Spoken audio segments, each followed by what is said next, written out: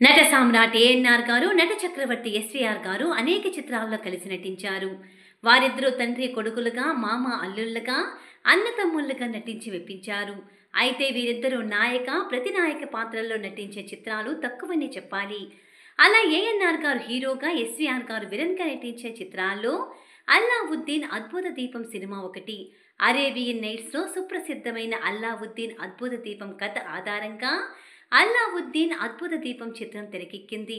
తెలుగు, తమిళ, హిందీ భాషల్లో రూపొందిన ఈ చిత్రంలో ఏఎన్ఆర్ గారు అల్లావుద్దీన్గా, ఎస్వీఆర్ గారు జాఫర్గా నటించారు. ఆ సినిమా షూటింగ్ సమయంలోనే అల్లావుద్దీన్ గెటప్లో ఉన్న ఏఎన్ఆర్ గారు పక్కనే మెడలో స్టిల్ కెమెరా వేసుకొని ఎస్వీఆర్ గారు ఇలా ఫోటోకి ఫోజ్ ఇచ్చారు. ఎస్వి రంగారావు గారికి ఫోటోగ్రఫీ అన్నా, హంటింగ్ అన్నా ఎంతో మక్కువ. సమయం దొరికితే చాలు తన దగ్గర ఉన్న స్టిల్ కెమెరాతో తనకి నచ్చిన సీన్స్ని క్లిక్ కనిపించేవారు. ఇక షూటింగ్ లేని సమయంలో మిత్రులతో కలిసి దూరంగా హంటింగ్కి వెళ్ళేవారు.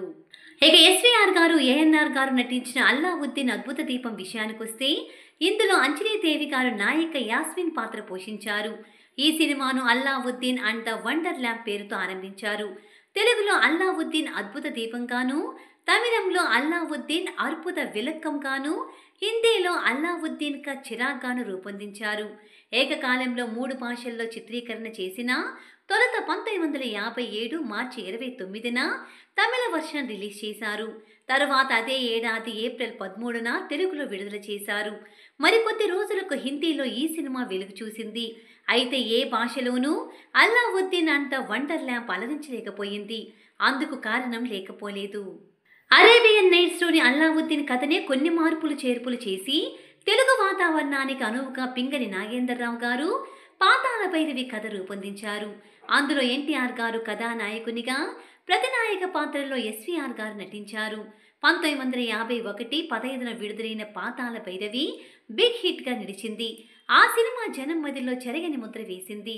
పైగా పాతాళ భైరవిలో విలన్గా నటించిన ఎస్వీఆర్ గారు ఇందులోనూ ప్రతినాయక పాత్ర పోషించడంతో జనం కొత్తగా అనుభూతి చెందలేదు.